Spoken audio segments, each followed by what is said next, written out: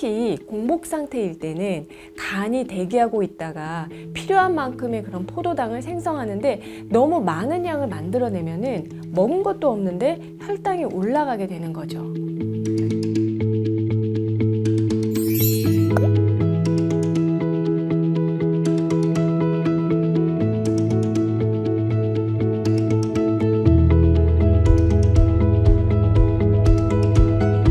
안녕하세요. 정세현아이사 라이프 레시피 정나래입니다.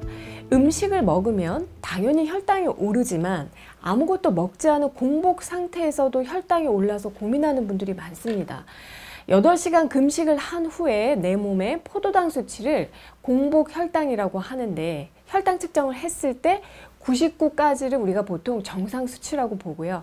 100에서 125 사이는 아직 당뇨는 아니지만 정상보다는 높은 공복 혈당 장애라고 하고, 126이 넘어가면 당뇨의 진단 기준 중에 하나로 들어가게 됩니다.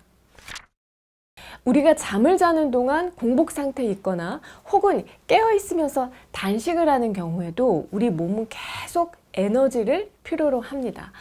호흡을 하면서도 에너지가 쓰이고요. 또 뇌가 계속 일을 하기 때문에 뇌에 포도당을 공급해 줘야 해요.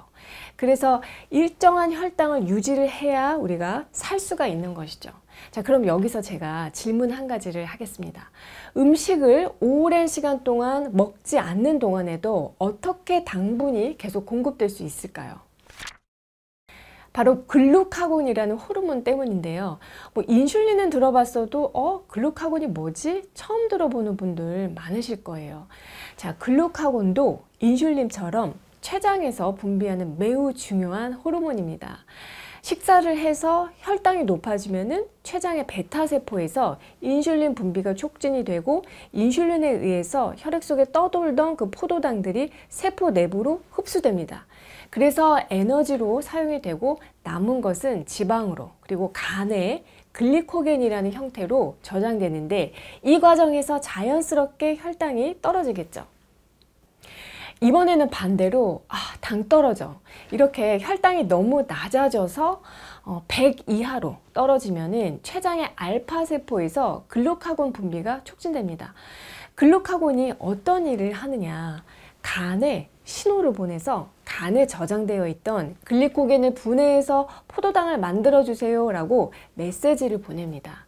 그러면 간이 필요한 포도당을 만들어서 혈류 속으로 방출을 하고, 이로 인해서 혈당이 올라가게 되는 거죠. 이해가 되시죠? 결국은 췌장에서 분비하는 인슐린과 글루카곤이 우리 몸 상태에 맞게 적절하게 분비되면서 혈당이 넘치지도 또 모자라지도 않게 아주 섬세하게 조절하고 유지하는 거예요. 그런데 이런 체계가 무너지면 음식 섭취 후에도 혈당 조절이 잘 안 될 뿐만 아니라 공복 상태에서도 혈당 조절이 무너지게 됩니다. 인슐린 분비에도 문제가 생기고요. 우리 몸의 세포도 인슐린의 말을 듣지 않는 인슐린 저항성이 생기고, 글루카곤도 오작동해서 간이 불필요하게 많은 포도당을 만들게 합니다. 그래서 특히 공복 상태일 때는 간이 대기하고 있다가 필요한 만큼의 그런 포도당을 생성하는데 너무 많은 양을 만들어내면은 먹은 것도 없는데 혈당이 올라가게 되는 거죠. 그렇다면 인슐린과 글루카곤의 그 호르몬 체계를 교란시키는 원인, 그래서 공복 혈당을 올리는 원인이 뭘까 궁금해 하실 텐데요. 여러 가지 이유가 있지만 가장 큰 범인은 바로 뱃속에 있는 내장지방입니다. 내장지방은 공복 혈당 조절에 있어서 치명적인 역할을 합니다. 팔다리는 가늘어도 배만 볼록 나와 있고, 매년 점점 이 뱃살과 허리둘레가 늘어나고 있다면 무엇보다도 내장지방부터 빼셔야 혈당이 안정됩니다. 내장지방을 빼는 방법은 제가 A부터 Z까지 이 영상에서 알려드렸으니까 복부비만이 있는 분들은 영상 참조하셔서 지금부터라도 당장 내장지방 다이어트부터 시작하셔야 합니다. 공복 혈당이 높아지는 두 번째 이유는 간 때문입니다. 좀 전에 설명드린 것처럼 간은 글루카곤의 영향을 받지만 글리코겐을 쪼개서 포도당을 만들어내는 그 포도당 신생 합성작용은 간 내부에서 이루어지기 때문에 간 자체의 컨디션도 공복 혈당에 큰 영향을 미치게 됩니다. 간이 스트레스를 받은 상태에서 굉장히 예민해져 있으면 글루카곤 호르몬이 조금만 분비가 돼도 포도당을 한꺼번에 와르르 쏟아낼 수가 있어요. 톡 하고 건드리면 바로 터지는 거죠. 특히 간에 지방이 끼어 있는 지방간이 문제가 되는데요. 여러분 중에서 혹시 건강검진을 했는데 지방간 진단을 받으신 분들이 있으신가요? 뭐 지방간쯤이야 하고 뭐 흔하고 당장 죽을 병도 아닌데 문제될 거 있어? 하고 안이하게 생각하시는 분들이 참 많습니다. 그런데 지방간을 방치하면 어떤 결과를 초래할 수 있는지 제가 지난 영상에서도 알려드렸고요. 지방간을 가지고 있는 자체로 당뇨병 발생 위험률을 5배나 높인다는 연구 결과들도 많이 있습니다. 간에 낀 지방은 시간이 지나면 지날수록 점점 산패하고 썩으면서 지방독이 됩니다. 간 조직에 지방독이 끼어 있으면 인슐린에 대해서 저항성이 굉장히 심해지고 글루카곤의 그 신호에도 무뎌지게 돼요. 그래서 공복 혈당이 높다고 걱정하는 분들 중에서 지방간이 있다면은 운동하고 식이 조절 꾸준히 하셔서 지방간을 건강한 간으로 회복하셔야 합니다. 공복 혈당이 오르는 세 번째 이유로 췌장, 간 외에 뇌에 문제가 있습니다. 당뇨인분들 중에서 아침에 공복 혈당 체크를 매일 하는 분이라면은 전날 밤에 잠을 푹 잤을 때 하고 잠을 설쳤을 때 이 혈당 수치가 다르다는 것을 눈치채셨을 거예요. 우리 몸에서 가장 많은 포도당을 필요로 하고 포도당을 포식하는 기관이 다름 아닌 뇌입니다. 밤에 잠을 자는 동안에는 이 뇌가 휴식 모드에 있어야 하는데 수면 시간이 짧아서 충분히 휴식하지 못하거나 7시간을 자더라도 꿈을 많이 꾸거나 중간에 소변 때문에 자꾸 깨거나 좀 더 심각하게는 코골이나 수면 무호흡증이 있다면은 뇌가 밤새 휴식 모드가 아닌 활동 모드에 있게 됩니다. 자, 이렇게 되면은 뇌에서 계속 밥 달라는 신호를 보내겠죠. 간에서는 더 많은 포도당을 만들어서 날라야 하기 때문에 공복 혈당은 올라갈 수밖에 없어요.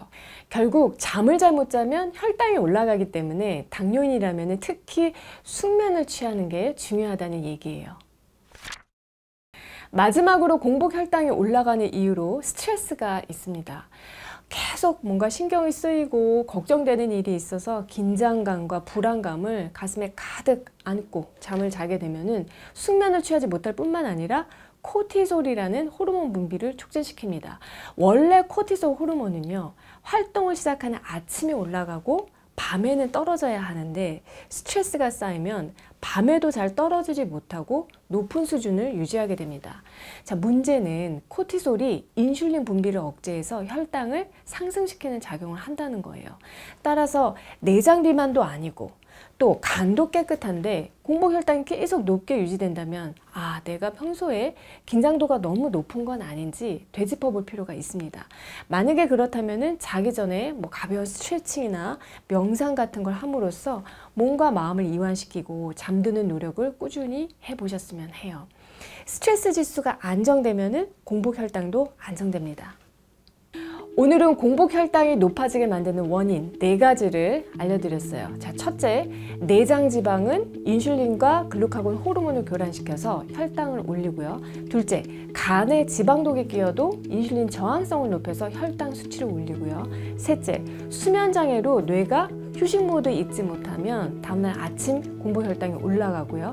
넷째, 만성 스트레스는 코티솔 호르몬을 분비해서 공복 혈당을 높이게 됩니다. 나는 어떤 경우인지 해당 사항이 있다면 오늘 제가 알려드린 방법으로 관리하셔서 여러분 모두 혈당 관리 잘 하셨으면 합니다. 우리도 정나래와 함께 건강 잘 챙기시고요. 저는 다음에 또 좋은 내용으로 찾아뵐게요.